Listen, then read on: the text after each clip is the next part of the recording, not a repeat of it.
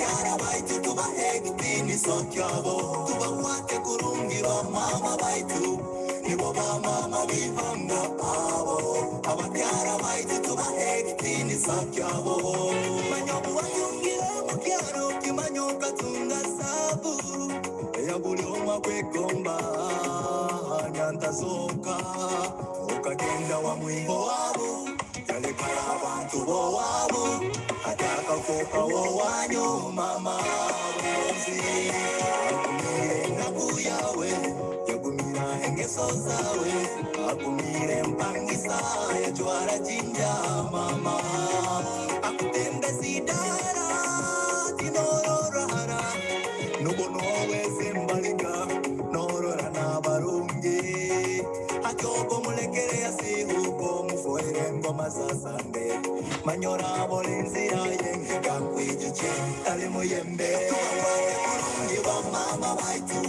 nibo bamama b'ihanga abo abakyala baitu tubahe ekitiinisa kyabo tubakwate kurungi bamama baitu nibo bamama b'ihanga abo abakyala baitu tubahe ekitiinisa kyabo ekintu ekikunsaasa omukyala n'okuma nawe mwaka ha mwaka baitu waawe tibakumanya tokeera nayoka iyo borora abasajja bandi nibakumba n'abakyala baabo iwotekereza ti alyogo waawe akuzaalire n'abaana nabo bamulikire nuwakuzaalira lisi nuwamanya nanku barasoma abo bamama you are my heroes mothers of the nation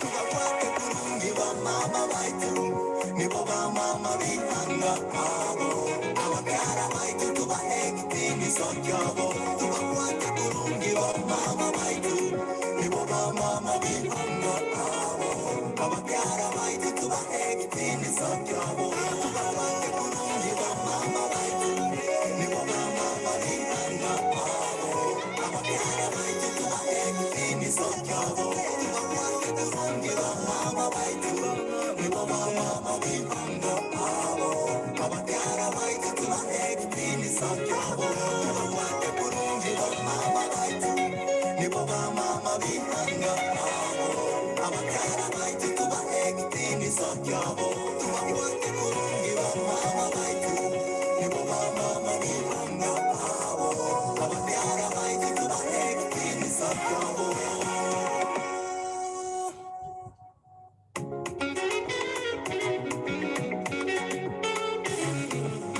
tindikabulikira yizire bamama abo abakyala baitu ekyo netatayina tubakwate kurungi bamama baitu nibo bamama b'ihanga abo abakyala baitu tubahe ekitiinisa kyabo tubakwate kurungi bamama baitu nibo bamama b'ihanga abo abakyala baitu tubahe ekitiinisa kyabo manya obuwatungira mu kyalo kimanya okatunga saabu eya buli omu akwegomba nyantazooka okagenda wamwibo waabu yalekala abantu b'owaabu ate akafuuka w'owanyu mama bonzi akumire ennaku yawe yagumira engeso zaawe akumire empangisa yajwala jinja mama akutembeza idara tinororara nubona oweza embaliga norora n'abalungi ate ogo mulekere yasiihuuka omufu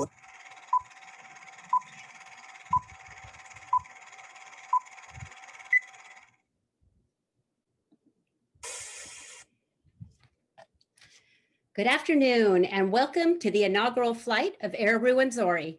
Our travel time will be about 1 hour and we will be traveling at an altitude of 33 feet. In order to get to know your fellow passengers, you can say hello in the chat box and let us know where you are traveling from. This box will also be used for bidding later on in your trip. If you need assistance throughout the flight, you can ask a question in the Q&A box at the bottom of your screen, and one of our flight attendants will get to you as quickly as possible. If your ticket does not have a name, if your ticket has a name you don't recognize, you can change it in the panel on the side by clicking the 3 buttons and renaming yourself. As an added bonus, on this trip, we will not be asking you to fasten your seatbelts. In the event of an emergency, check your internet connection and refresh your screen. This trip is also broadcast on Facebook Live. Your flight today, sadly, does not come with a meal, but you will have a short break halfway through our trip, and I'm sure you will be able to grab yourself a drink or a snack and stretch your legs. We are expecting clear skies, but if we do encounter some turbulence, please be patient with your attendants and your pilots. At this time, make sure your seat backs are in whatever position you would like them. Also, any portable devices should remain on and not be stowed in the seat backs or overhead compartment during this flight. Flight attendants, please cross-check and prepare for departure. We are ready for takeoff, so sit back, relax, and enjoy your flight.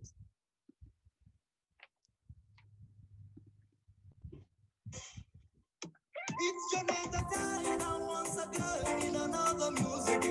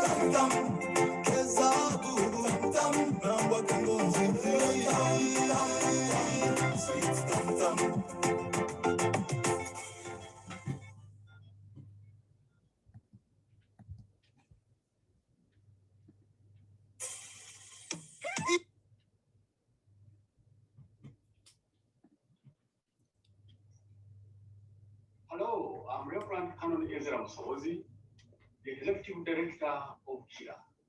Welcome to Uganda, the Pearl of Africa, and welcome to the community of the Rwenzori region, where you enjoy the stunning view of the Rwenzori mountain and receive a sounding greeting How are you? How are you? From smiling faces of the little ones, despite the social economic hardships around them.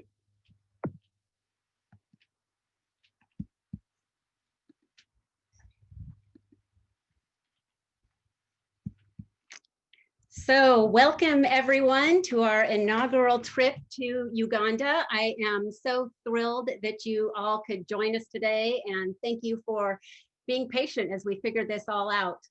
So like I said, we're so excited to have you, and we hope we can spend the next little less than an hour showing you about the work that our dear friends do in Uganda.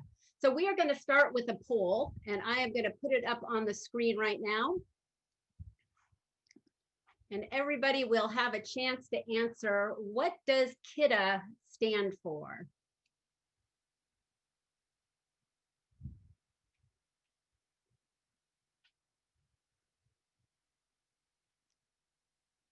Should have had some lovely music going during this.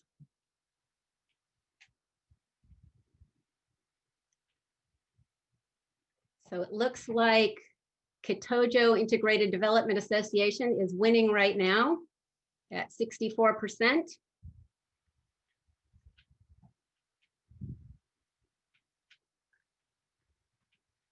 Give everybody about 10 more seconds to answer.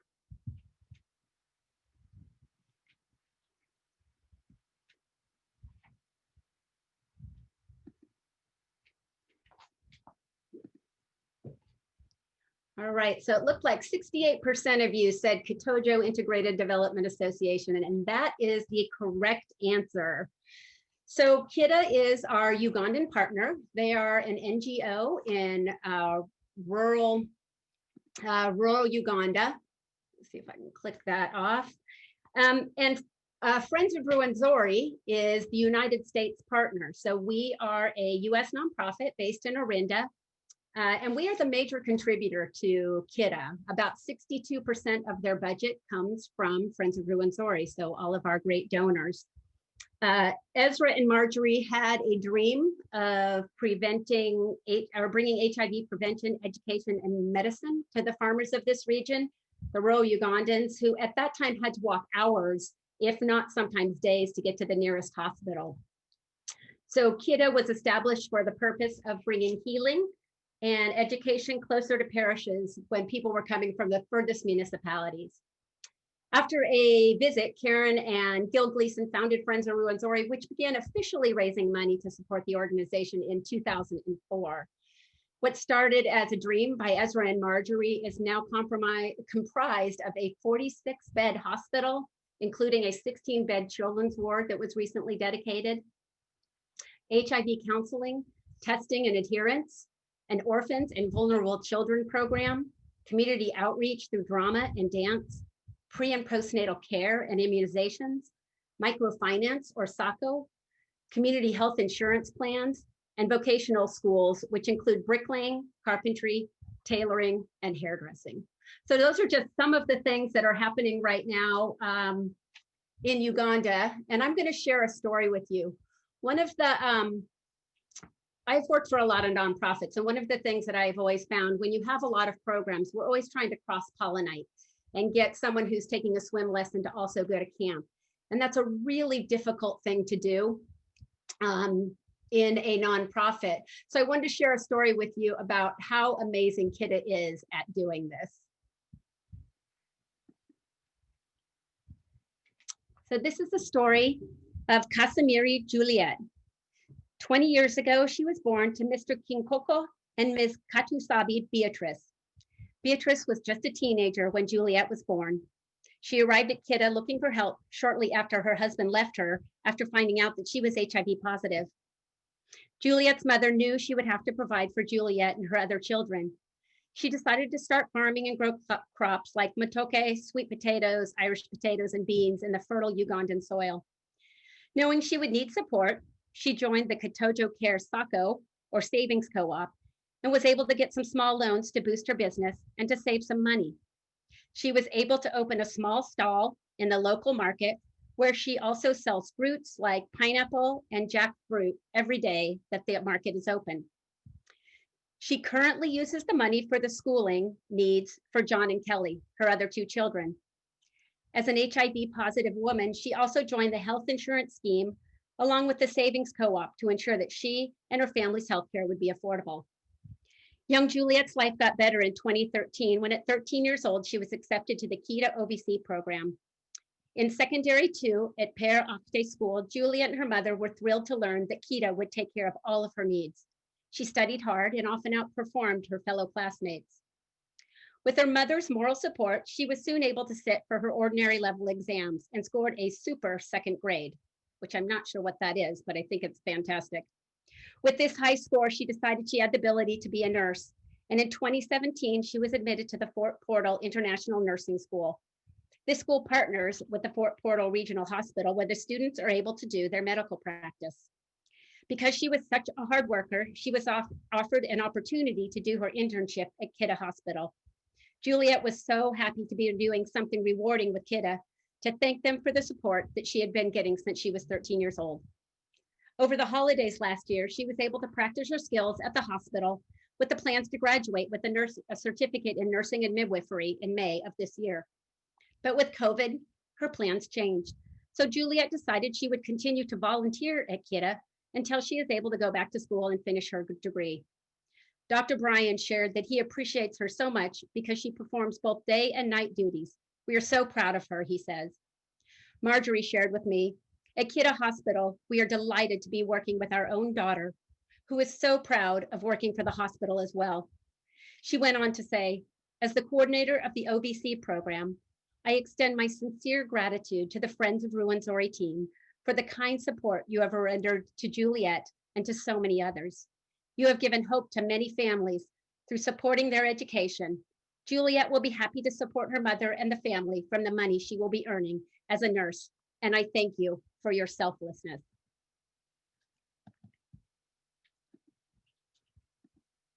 So that is just a quick story I wanted to share. One of the facts that I can share with you is that KIDA last year supported about 1,000 kids in the community. And of those 1,000 kids, 800 of them used 3 or more services. And that's kind of unheard of in the nonprofit world, but that's how engaged they are in their local community. So we are going to do another quick quiz. Let's go to quiz number 2,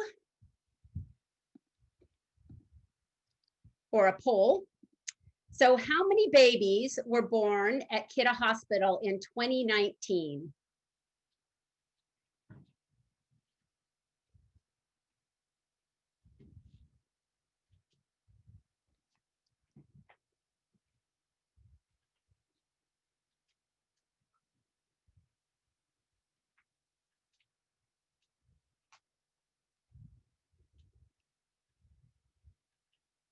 All right, looks like right now 206 has about 50% of the vote, with 430 following shortly behind with 34%. We'll give you about 10 more seconds.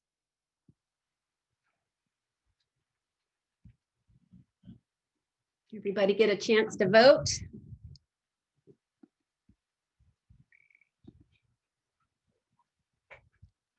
All right, last year, 430 babies were born at KIDA Hospital. There were 618 mothers who were admitted into the hospital. And of those 430 babies, 23 of them were born HIV positive and were linked to immediate care. 24% of those deliveries were by teenage mothers. And due to an anesthesiology machine being donated, surgeries are now able to be performed at KIDA rather than sending people the additional 30 to 60 minutes into Fort Portal, most often on boda-bodas or motorcycles. So if you can imagine being a pregnant mother that's in distress, most of these mothers were having to go, and I say 30 to 60 minutes because it depends on the roads, it depends on how they're getting there, but on the back of a motorcycle. Of the 205 surgeries that were performed last year, 100 of those were cesarean sections. So that's the impact that KIDA has in their local community. One thing I can also share is that they didn't make their goal with how many babies were born at the hospital. And the reason their goal is higher is because they're still working with the community to feel comfortable to have their babies born at the hospital instead of having them born out in the villages where it's a little less safe. So one of the things we wanted to do was interview Ezra. Ezra is the executive director of KIDA and a dear friend of mine. We had hoped to do this live, but the internet in Uganda is never cooperative. So we've got some filmed answers for him. And we wanted to talk to him a little bit about what is happening in Uganda with COVID right now. So the first question we wanted to ask him was, Ezra, how has COVID affected your community? COVID-19 has significantly affected our community in various ways. Number one, loss of businesses and jobs, especially in the tourism industry. Private education institutions, to mention a few, leading to economic drawback. Number two, there is increase of gender-based and domestic violence. Number three, increased teenage pregnancies and early marriages. There is also increased public transport costs due to the cut in the number of passengers allowed in a vehicle. Even as schools are going to reopen on the 15th of October 2020 for candidate classes, students are not allowed to travel in public transport, but private means, which most people don't have. There is a lot of stigma and apprehension in the community. Any person coming from the city and other places is feared to be having the virus. And lastly, but not least, the virtual learning for students provided by the government on TVs and radios and internet have not been well accessed by rural and poor families that don't possess those gadgets. COVID-19. So one of the things you might notice that Ezra was talking about is passengers and vehicles. Uganda locked down very quickly and very tightly, and they did so having just been worried about the Ebola virus that was in the Congo right next to them. So one of the things that happened was people were not allowed in vehicles past a certain time at night. And the travel was severely restricted. So the next thing we wanted to ask Ezra was, how has COVID affected KIDA directly? Okay. COVID-19 has affected work at KIDA in a number of ways. One, the working space for OPD services and vocational training are too small to meet the social distancing standards. The cost of drugs and supplies have also increased.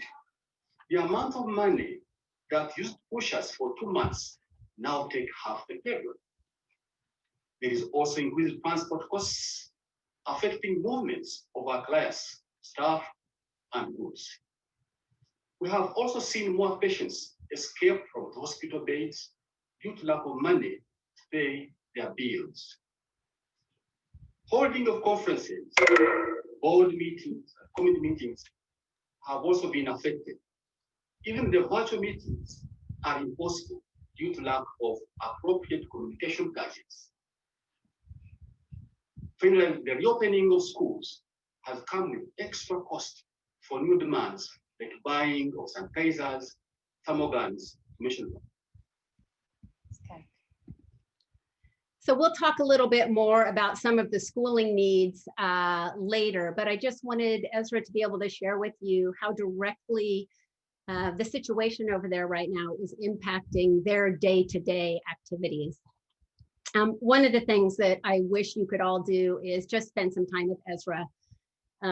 He is probably one of the most inspirational people with a heart of gold. And Ezra and I have spent many hours walking on the roads around KIDA, talking about his dream for KIDA and for his community. So I just wanted to ask him if he would be able to share that with all of you. My dear friends, my big dream is to have a productive, healthy, educated, skilled, and economically empowered community that is able to enjoy and exercise its human dignity. However, in the next 4 years, I am envisioning a well-established and equipped vocational training center that is able to equip more youths with a wide range of employable skills for their own livelihoods. I'm also envisioning an established cultural center that will attract tourists and raise income for the sustainability of the organization. I'm envisioning a well-established and equipped outpatient and radiology department that will enhance healthcare services of our hospital. Finally, I'm envisioning more orphans and vulnerable children being sponsored in boarding schools and institutions for quality education. So you can see that Dear Ezra has a big dream for KIDA and for the entire community. And I think just knowing how he and Marjorie have embraced the community, when Ezra walks on the road anywhere, every single person along the road, no matter how far away we are from KIDA, shouts, "Hello, Amuti," which is a pet name that they call him. Marjorie knows every single child on the road and knows her stories. So one of the things we can share as we go through this is they deeply understand their rural community and they deeply understand the work and the needs in that community. So we wanted to give everybody a quick break. If you have questions as we go along, please put them in the Q&A and stick around at the end. At 4 o'clock, we'll do some live Q&A and we will make sure to get those questions answered. But we wanted to give everybody a quick break here and get up and stretch your legs, and we'll be back in about 5 minutes.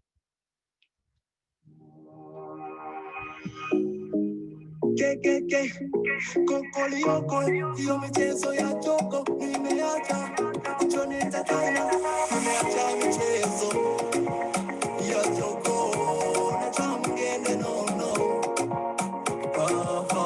Numba zaire twale no.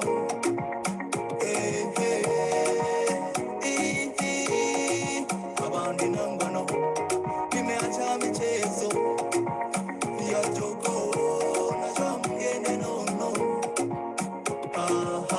Numba zaire twale no.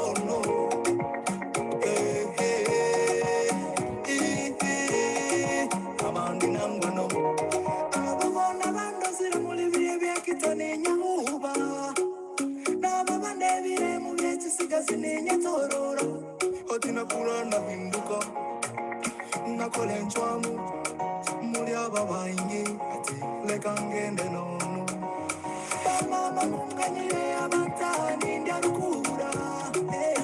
Sorry my ex is avansisi da wira.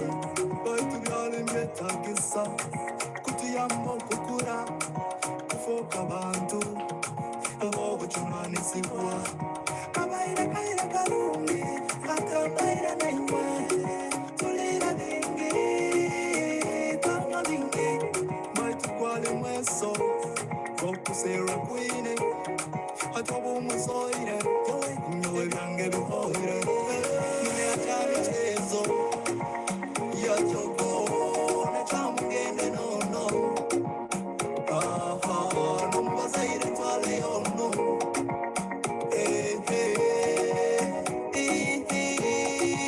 Abandi nangwano, nimeacha michezo ya jogo na chamgende no. Numba zaire twale no.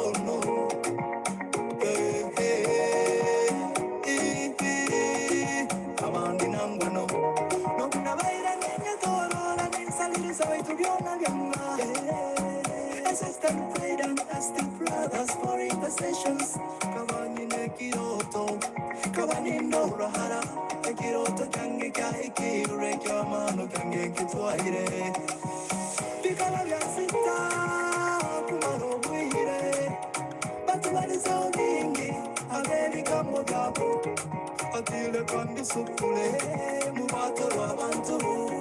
Nutweke no rubanze, ona simire.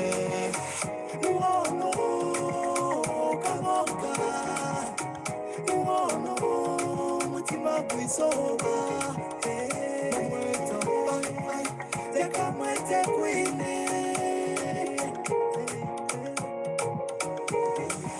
nimeacha michezo ya jogo na mgeni nono nasimie Bazaire pale ono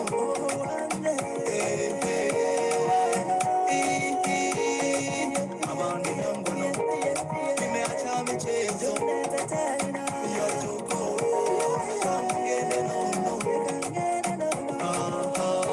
Bazaire pale ono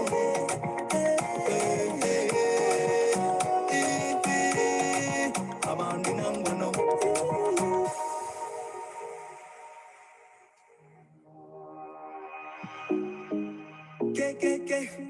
Kokolioko, hiyo michezo ya jogo nimeacha, kuchoneta tena, nimeacha michezo ya jogo na chamgene nono, numba zaire pale ono,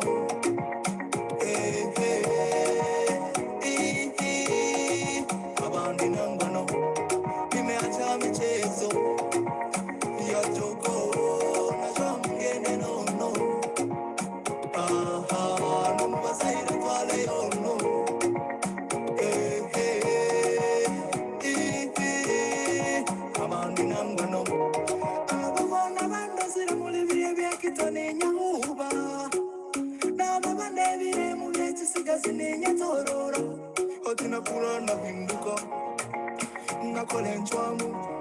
Muli ababaingi ati lekangende nono mama munganyire abatani ndiarukura sorry my exes avansisira wira. So hopefully everyone got a chance to get up and stretch their legs a minute. We are moving into our fund needs section, which are a little more interactive as we move along. But I want to let everybody know we have a very special thank you tonight. So everyone who donates at any level tonight will get one of these handmade masks from actual Ugandan fabric.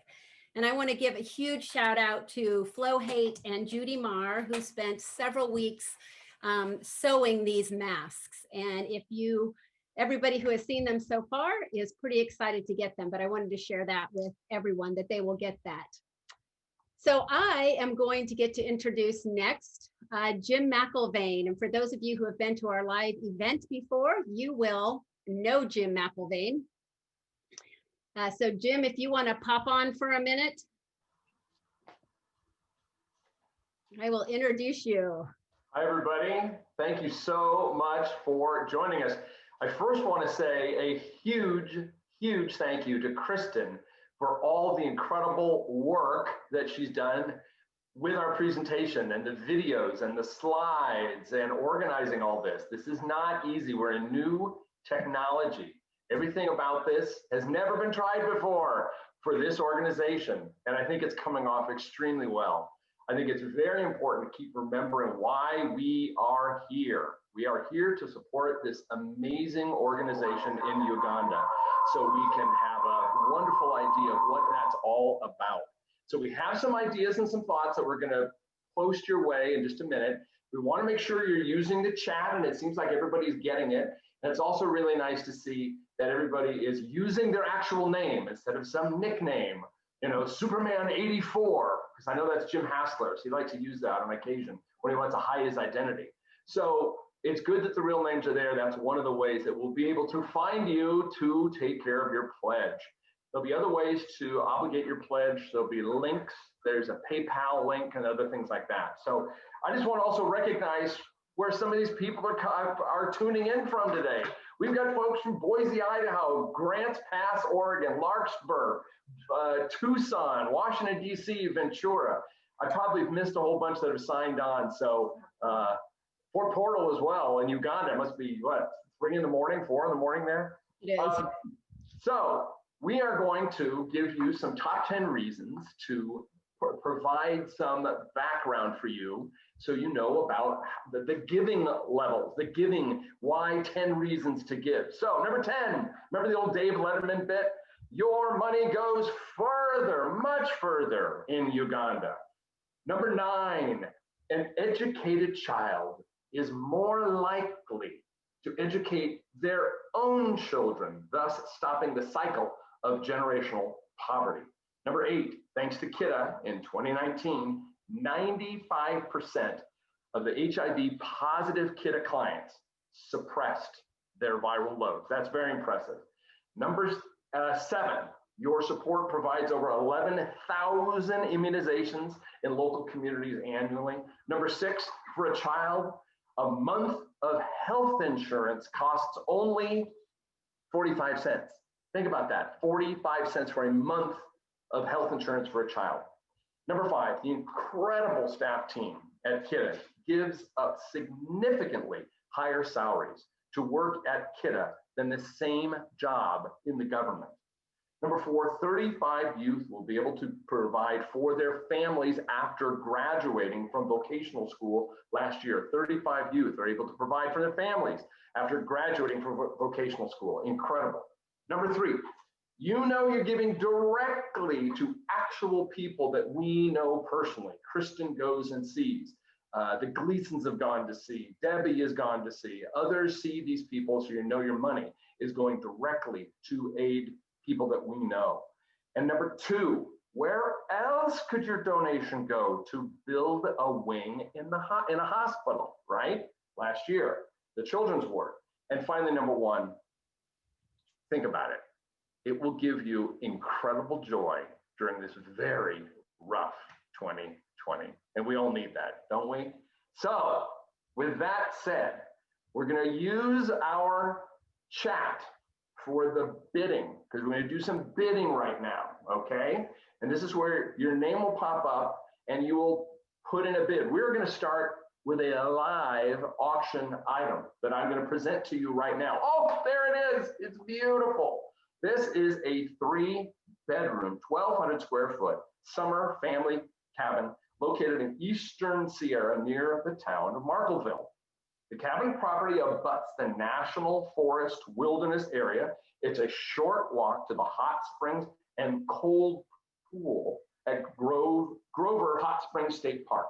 It has fantastic hiking trails throughout the area. It's less than an hour to South Lake Tahoe and Carson Pass with additional hiking trails and beautiful wildflowers.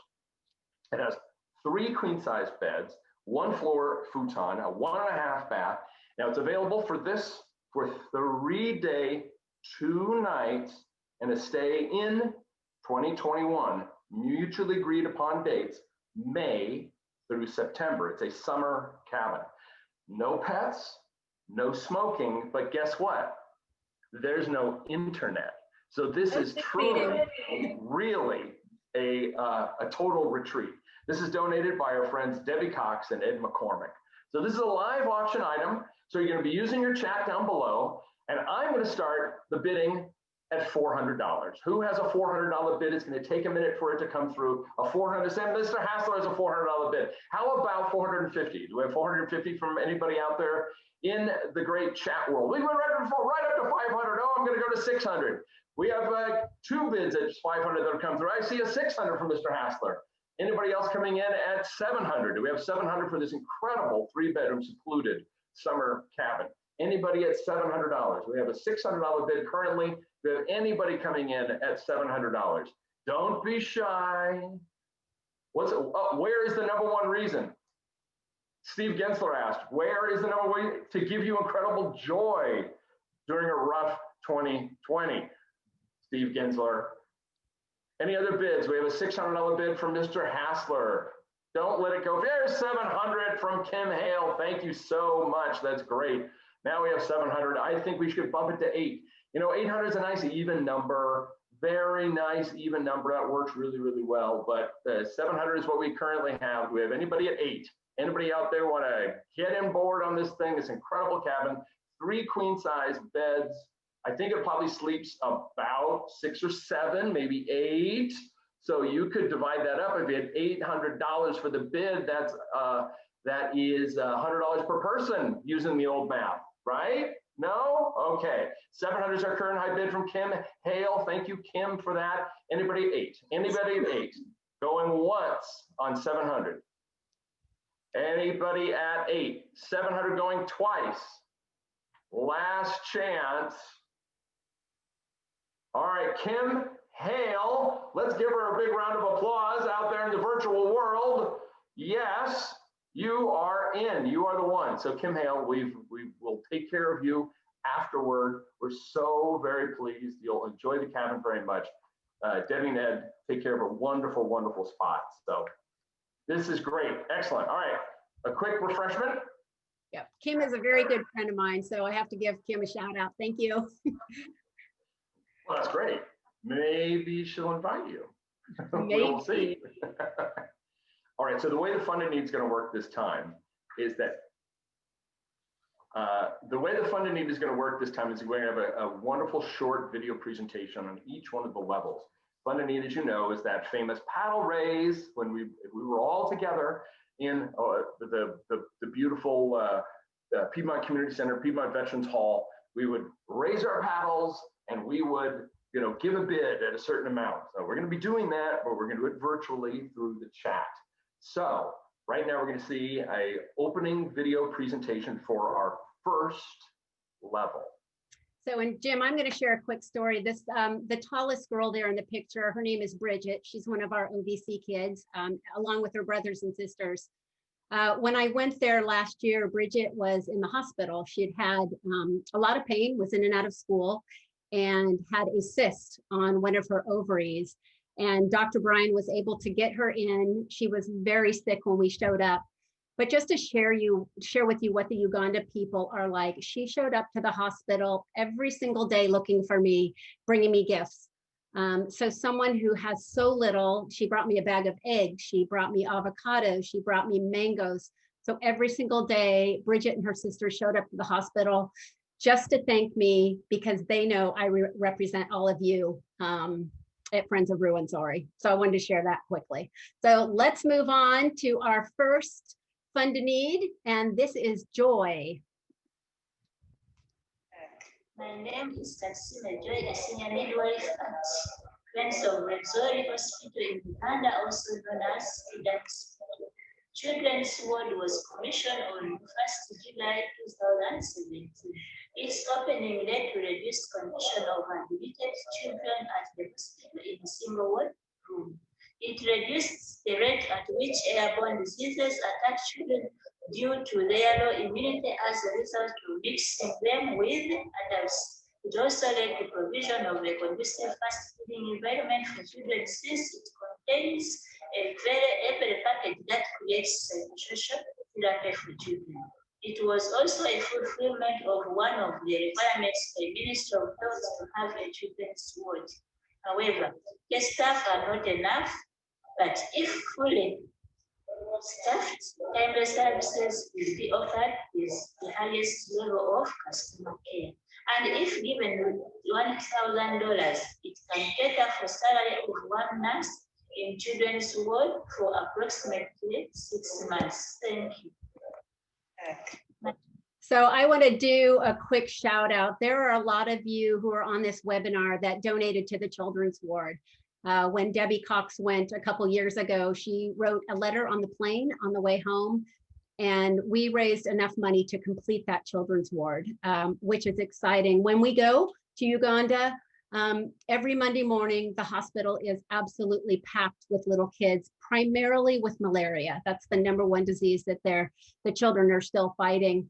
And they were mixed with the adults. And now, because of your support in the past, we have a fully separate children's ward that now needs some staffing with nurses. So Jim, I'm going to pass back to you quickly to talk about our sponsors.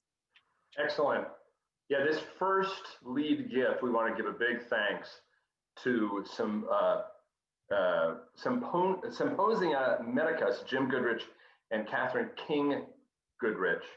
But before we move on, I want to double check something, and I think we have a monitor for the Zoom that we have today. Some people are not able to see all of the chats, and I think it may depend on if they're chatting to the participants or to the attendees. I'm looking at a chat screen that has to the panelists, which is a smaller group of people who are able to be seen and to speak. I want to make sure that I'm seeing all of the proper chats for the attendees so we can get their bids. So Mark, if you're listening, could you provide some guidance to make sure we're doing it correctly?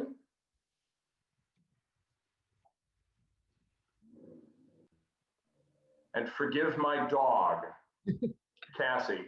This is live and from Upper Rockridge in Oakland, California. So Mark, if you're on still, should they be chatting to attendees? I only see panelists.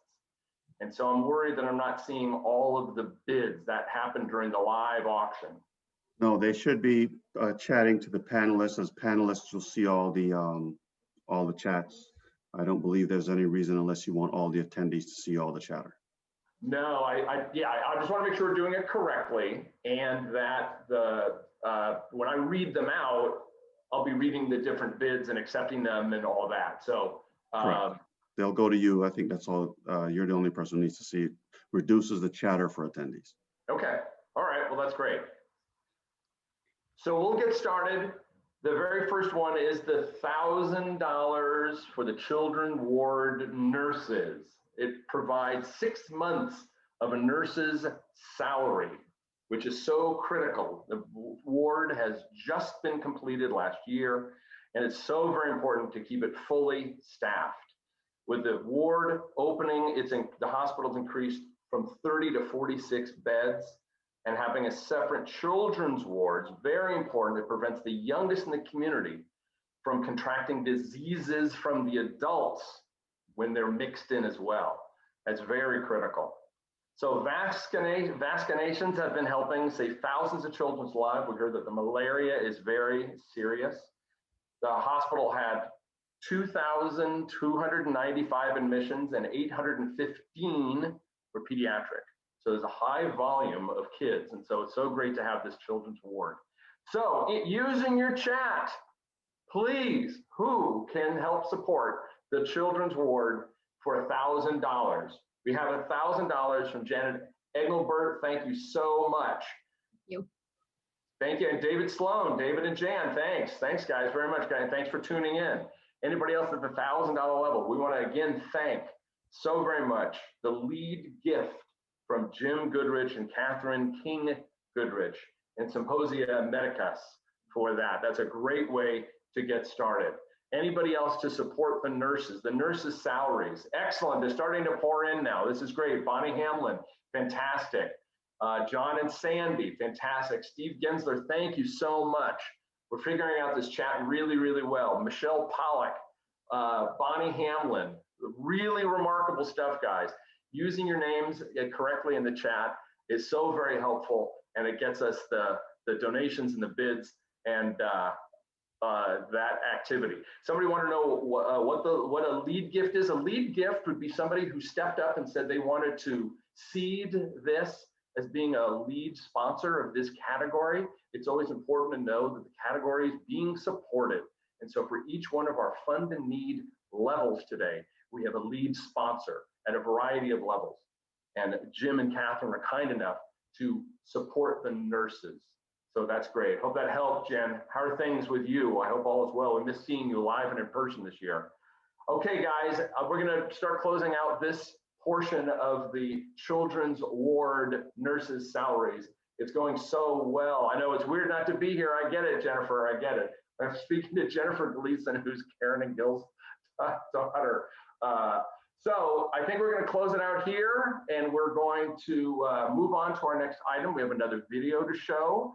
So we'll get working with that, and then I think Kristen will have another few words to say.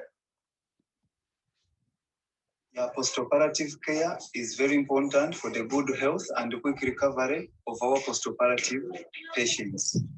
And it is very true that most of the postoperative patients do not come back to the hospital for review. Most reasons given are due to financial constraints, lack of transport means, long distances, and also fear of hospital bills. But myself, some nurses and midwives, we do organize and create some time. Using my personal vehicle, we go to the communities, to their homes, to look for some of these clients. Though we are challenged by the hard-to-reach areas and the poor roads. Yeah, So I want to share just for a minute, Dr. Brian is a 20-something young doctor who decided to come to KIDA a little over a year ago because he wanted to work in a rural community, knowing he could make twice as much money working somewhere else, but really felt like working in this community was important. And as you can hear there, he uses his personal vehicle and they go into places. You can see this bottom picture where they're literally trying to suss out where some of these post-operative patients are. And you'll see some stories in the upcoming newsletters where they truly have saved lives when there were some post-operative problems, and Dr. Brian and the midwives got there in time to be able to either save the baby or the mother from the post-op care. So very impressive. This is, you know, life-saving activities to support his, Dr. Brian's. We'll be hearing a lot from him. He's an extraordinarily impressive young man. And so these post-op visits that you can well imagine, using his own personal vehicle, and this is to support that on a regular basis. So still using his vehicle, they've got to get out to find these patients out in these rural areas to make sure they're being taken care of. They never know how quickly things can disintegrate. We want to thank Debbie Scheffler as a board member for Friends of Ruwenzori for her lead gift at $500. So we want to thank her very much. Who else can join? We have Flo and Jim. They're coming in. Thank you so much for that. Mr. Hassler's coming in for $500. Thank you, James. We can get other bids to help with these post-op visits. You're putting his car to good work. Ken and Jane, and 500 from Dawn Howard. Thank you, Dawn. This is great. Bobby and Eleanor at $500. These are great gifts. And we raised about $7,000 with the first level. And I think we're on the road to that right now. On the road, that's what we're trying to do. We're trying to keep Dr. Brian on the road, right? So Helen Nicholas, $500. Thank you, Helen. And Steve Gleason, Stefan Gleason, thank you. Excellent. Anybody else at $500 for Dr. Brian, keeping him on the road to help out. Oh, the Idahoans are coming in. That's great. Thank you so much. Debbie and Fred, this is outstanding. Boy, you know, the one thing about Fund a Need is it's so exciting when we're all in the room together. But I can tell you, looking at the pledge, look at the pledges coming in. That's very exciting, at least for me and the other participants who are seeing it. Rick and Anna have pledged. Go ahead. I can share we have over 105 people on right now, which means multiple people at their computers. So you're sharing this event with all of those people, even though we can't see them. Yeah, you know, in these COVID times, you know, we love the human interaction that serves us and fills us and gives us energy. But this is spectacular. Anybody else at the $500 level? I don't want to lose anybody at that particular place. We have a couple of other levels to engage you with and some very specific activities to zero in on. Very nice to have this kind of support. All right, we're going to close it out here at the $500 level. Thank you, thank you, thank you for the support you provided. And we're going to see our next video. So this is one of my favorite videos. Marjorie has become a very dear friend of mine. She and I WhatsApp every single week and just share what's happening in our lives with each other. And like I said, one of the really amazing things about Marjorie is she knows there's over 1,000 kids in the community that need support. And she knows every single one of them. I absolutely don't know how she does it, but every time we're on the road, she'll say, oh, that's Brian and Jason, and their father is not well, and we're trying to get them some help. So here is Marjorie talking about the critical importance of boarding school. I'm Marjorie Musobozi, OVC coordinator, KIDA. Even though school is not in person, but a boarding school is safe for our students. In a boarding school, we have less exposure to gender-based violence, less early marriages and pregnancies, no risks associated with long daily traveling to and from school. They have an ample time to read their books and compete with others. Example, John and Juliet studied in boarding school. Throughout their studies, they finished and now they are working with us in KIDA Hospital. Thank you. So that is the same Juliet that I mentioned before. And there's also Jonan, who is a nurse at the hospital.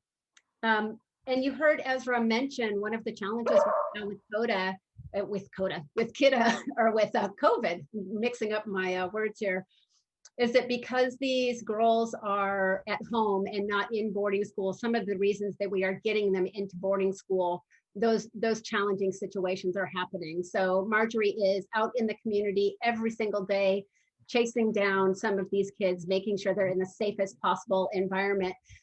But boarding school for most of them is the key to successful education, the key to them being getting married later and being able to provide for their families. So Jim, I'm going to kick it back to you.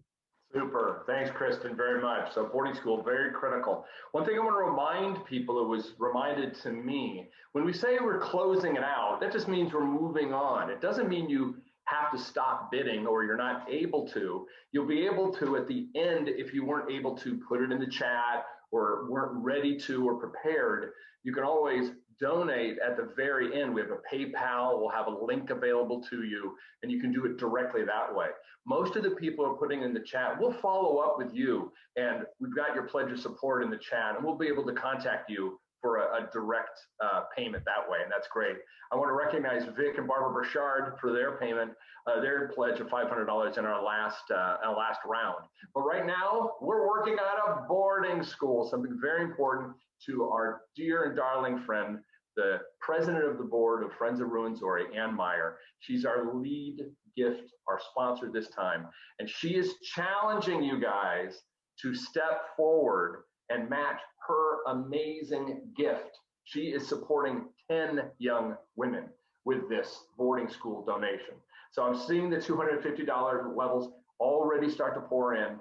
Thank you so much, Karen and Alan. Another $500, and maybe 2 students being taken care of. Susan Pierpoint loves, she has daughters, she understands how critically important it is. You're using the chat so extremely well. Thank you, Lynn. Thank you again, Mr. Hassler. Thank you, Molly Marion. No kidding. Wow.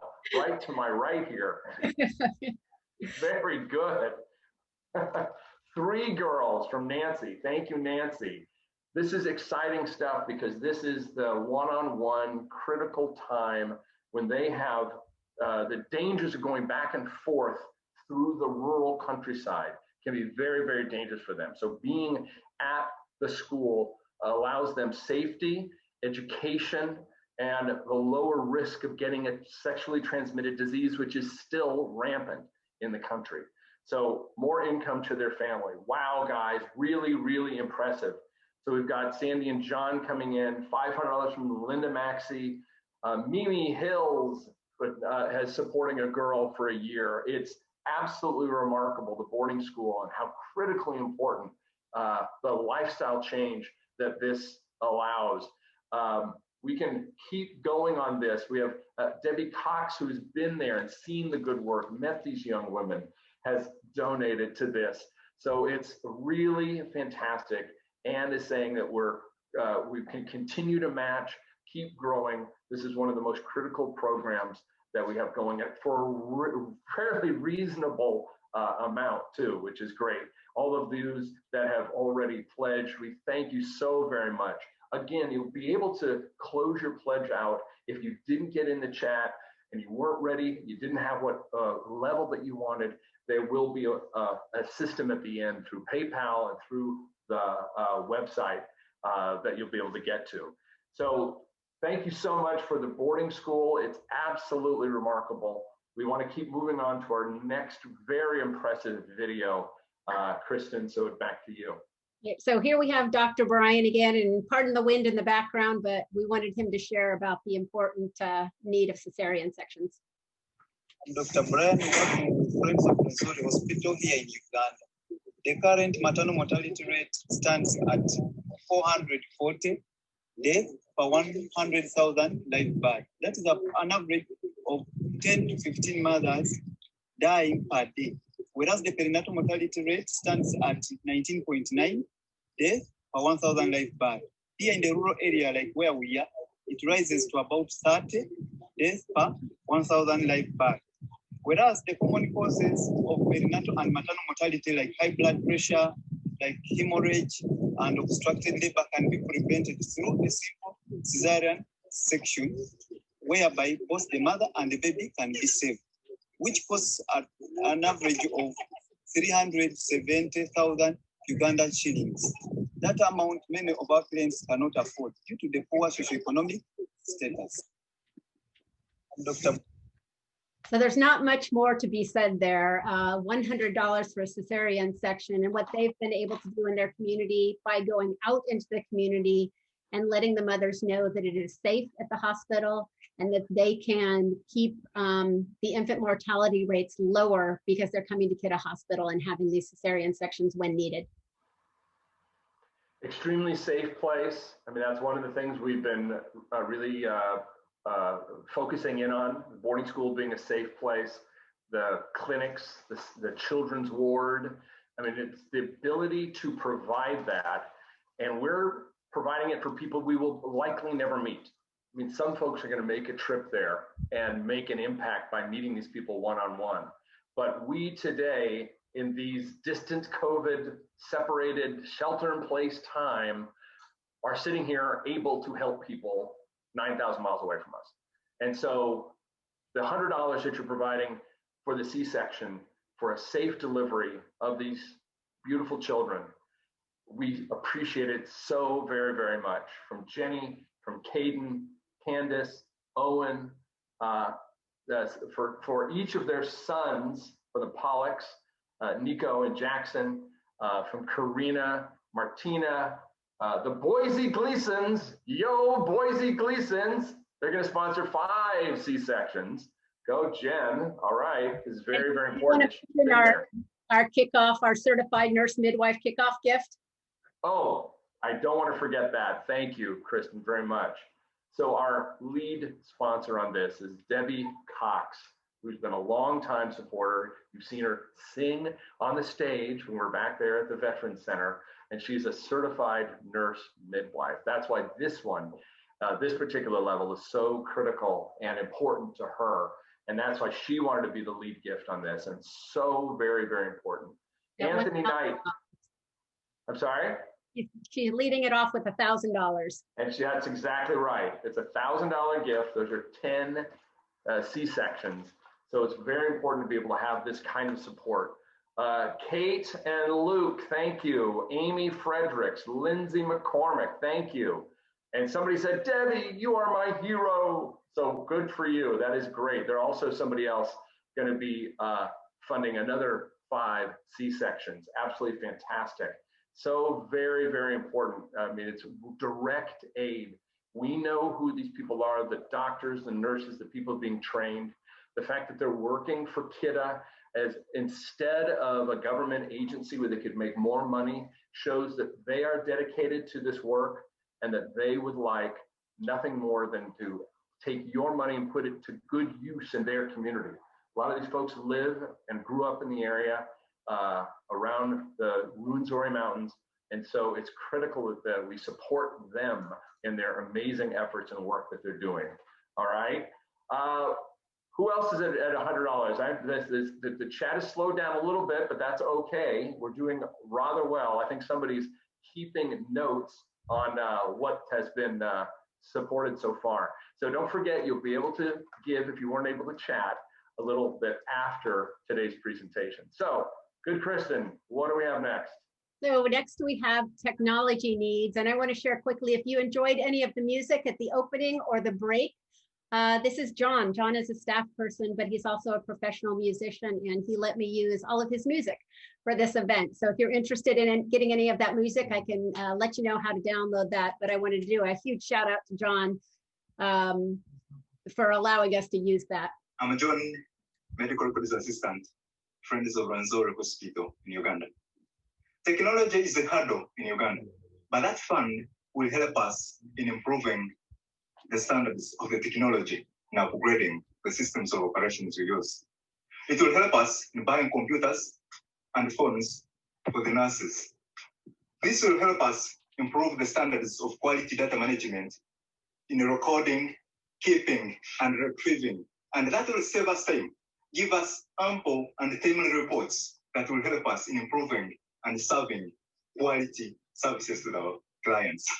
It will also help us in easy accessibility and communication and intercommunication between the staff and our clients, which will also save us time in giving more quality and efficient services.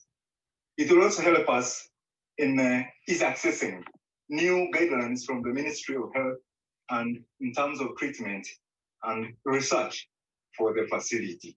Thank you.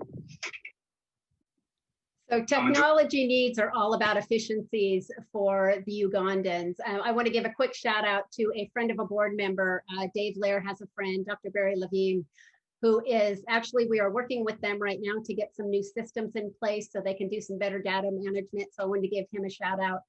But technology is all about efficiency for them and giving them the ability to do the work that they need to do and see more patients. So our lead gift, Jim. The lead gift, very important, McCormick Strategic Water. Ed McCormick, thank you so very much.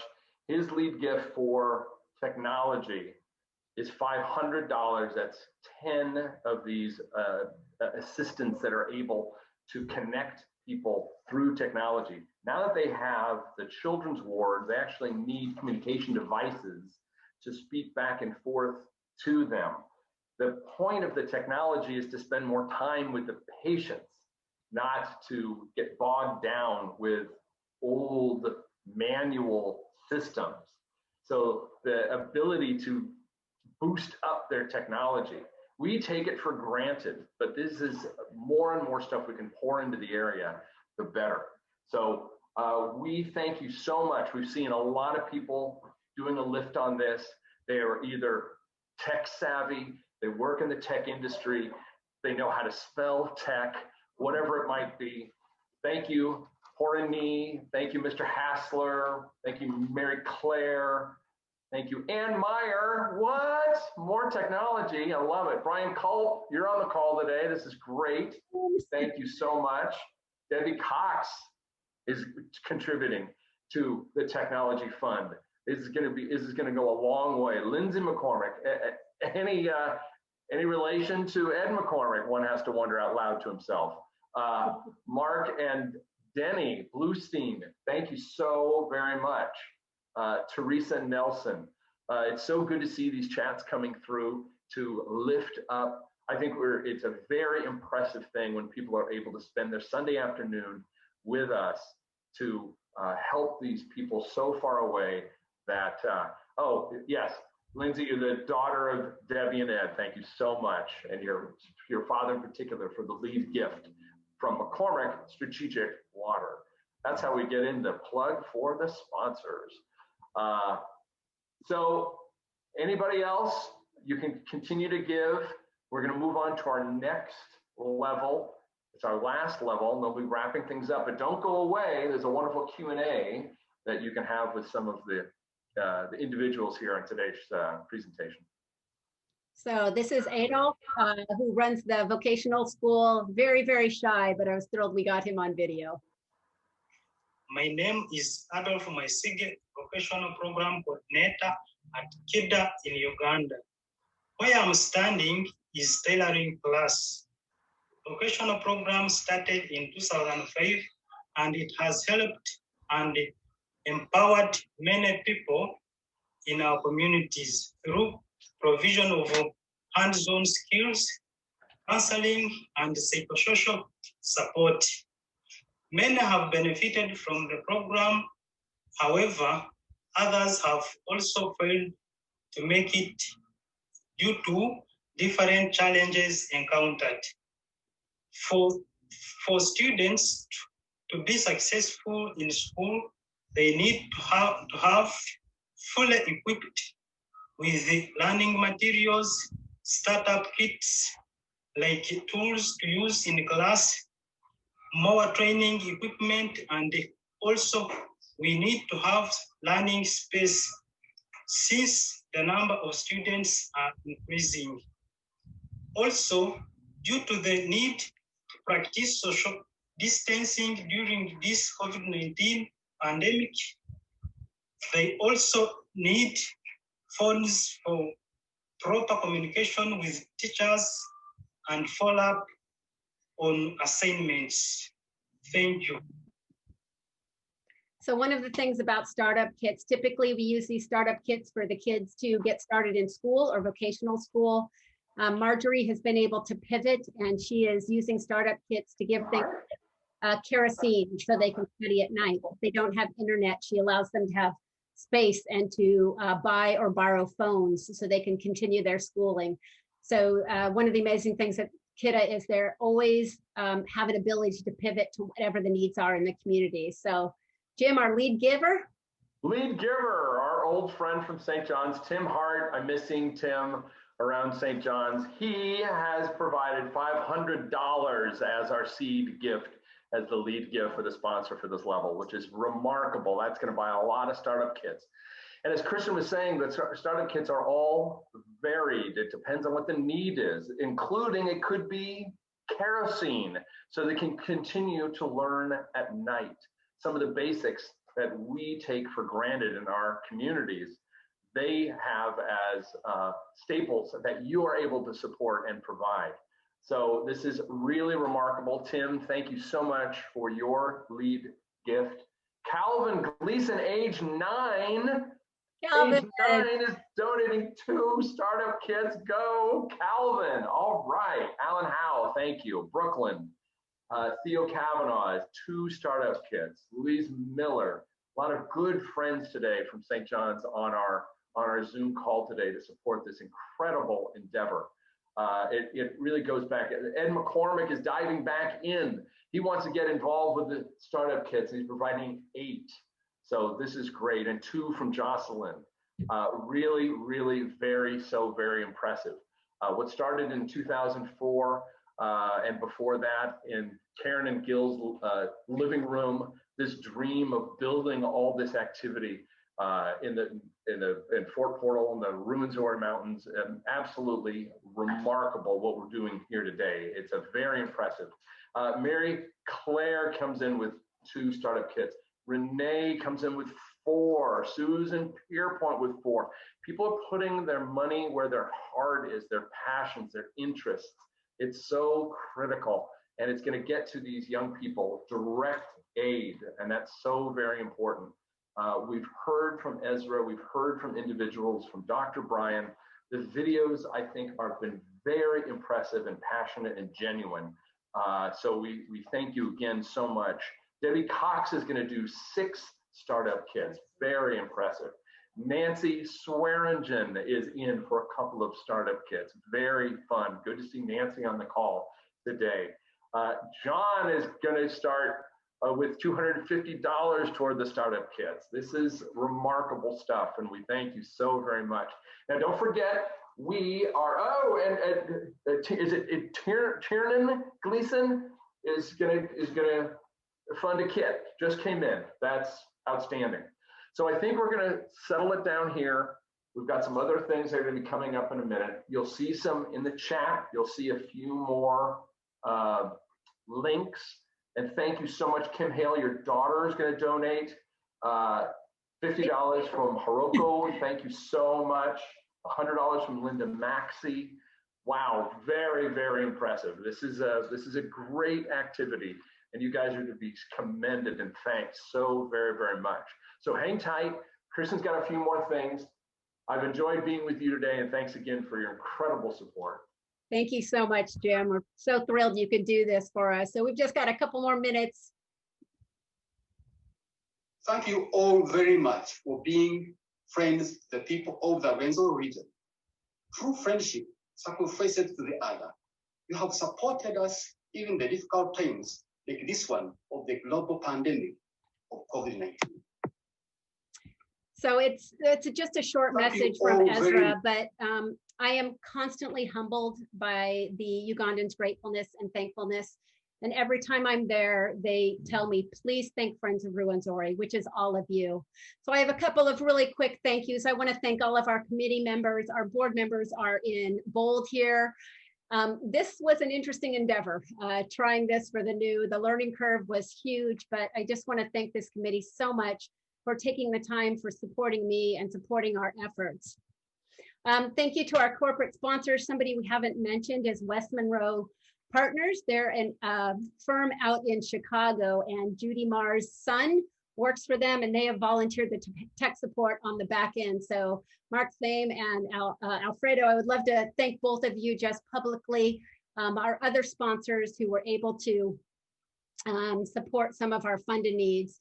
So just so you know, you can pay, we will follow up with you in the chat. We'll want to get everybody their masks afterwards. You can go directly to our website at friendsofruwenzori.org to pay. There's multiple ways you can pay. And I want to announce kicking off right now, I'm going to have Judy put in the chat both the website and a bidding for good auction. So we are kicking off an auction right now. The proceeds will all go to Uganda. Just typical, we have lots of wine. So if you're local, you can get some wine. We've got baskets, and we may have a few extra masks. I wanted to do a quick shout out to John, who did all the music, and you can see Debbie here when she brought her guitar a couple years ago. We were all amazed at John's ability to pick up the guitar, not realizing that he was a professional musician at the time. So I can't thank you enough. If you want to hang around and ask us some specific questions, I will be here live to answer some of your questions. Karen Gleason, the founder of Friends of Ruwenzori, will be able to answer as well.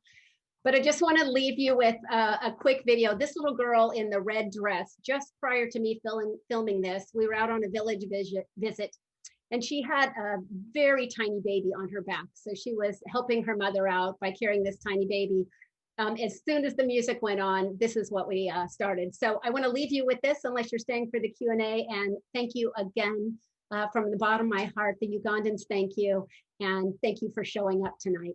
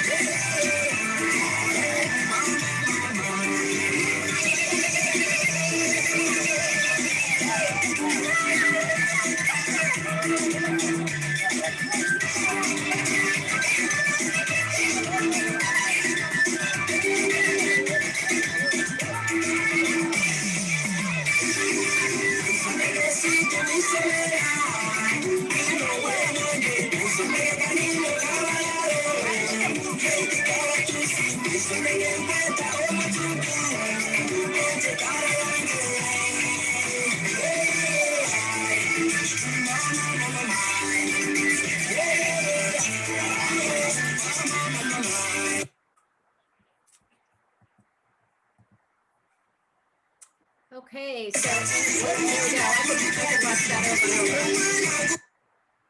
we're going to do a little live Q&A. Karen, I am going to try to unmute you, or if Mark, if you can help me with that. But Judy, can you unmute yourself and see if we have any questions? I think I'm unmuted. You are. Okay. I had 3 questions. I think one was answered. One was, what is the most common names for boys and girls that were born, the 430 that were born? Sure. So ironically, they choose, and Karen, you can correct me if I'm wrong, they choose a lot of old names. There are lots of Joys, there are lots of Graces, there are lots of Johns. They choose some names like Adolf and just almost typical names that you would see here. Karen, do you want to add into any of the names you saw when you were there? All the common names in America, really. You know, Julie, Diane, you name it. John, certainly. I met a young man named Christmas, obviously born on Christmas. Ezra is a biblical name, so there are a lot of biblical names, and these are names given at their baptism, but they also have Ugandan names, and they also have a pet name. So each person really has at least 3 names. Yeah, that's a great question. One of the things that we can share with you is the Toro region, or the Rotoro, which is where KIDA is, has something called pet names. And these are names that are given to babies right when they are born. So they don't have anything to do with their personality. I believe there are 13 of them, Karen. 13, and yeah. So when you travel to Uganda, if you would ever like to go with us, we are hoping to go again, you will get a pet name. So my name is Amuti. Ezra's name is also Amuti. My son was given a name, Tenyi. And so you can go and get your pet names. And it is a sign of, I originally thought that it was disrespectful to call because I thought it was too common, but it's a sign of respect to call one another by your pet name. So everyone on the road would say Amuti as Ezra walked by.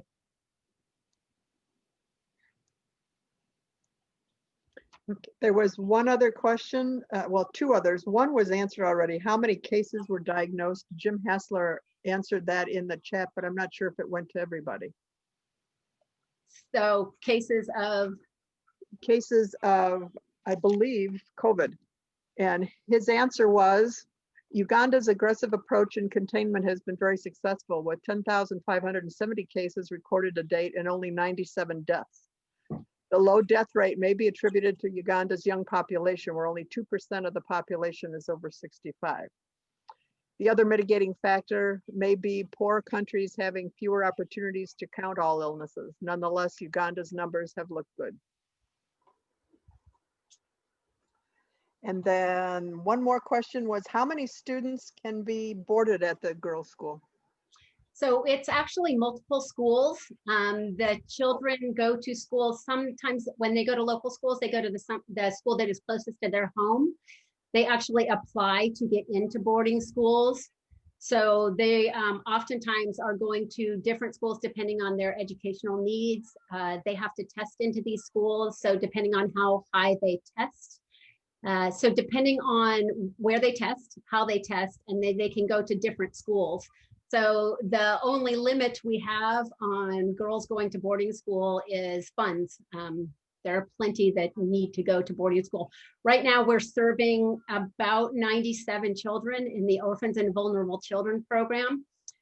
We had been at 105, but the good news is that our kids are staying in school.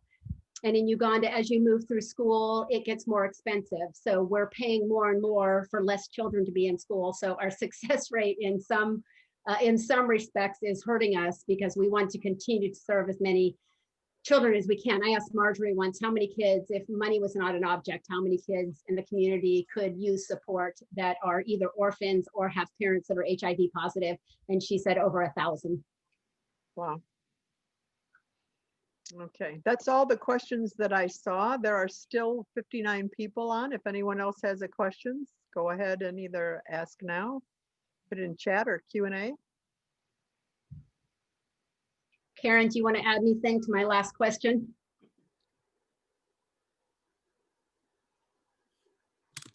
I want to thank everyone for participating. This is fantastic. The response has been fantastic, and this is a beautiful area. Hope you can all come, or some of you can come in the future. And I think as long as 2021 allows people into Uganda, there will be a trip in 2021 where Kristen will go, and perhaps others, hope others. So if there aren't any more questions, again, I want to thank everyone so much for attending today. Thank you for being patient as we work through our technical glitches.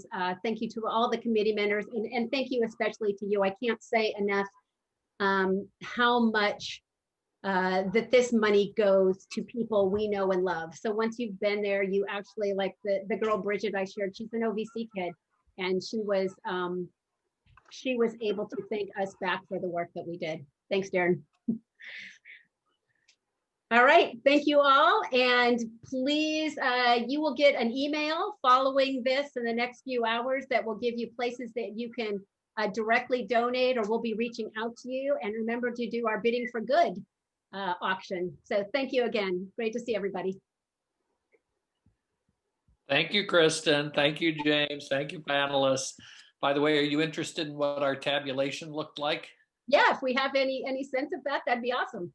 Well, I was doing an informal add up, so it could have mistakes in it. I'm getting ready to send myself an email with the chat in it. But my tabulation was that we were at about 30,500 because, and Bonnie and Jerry Moran came in with a last gift of $250. That's amazing. Thank you so much, everyone. I'm so grateful for this. And we still have a number of participants still online. But this is a terrific response from everyone. Great, thank you. So I am going to stop recording.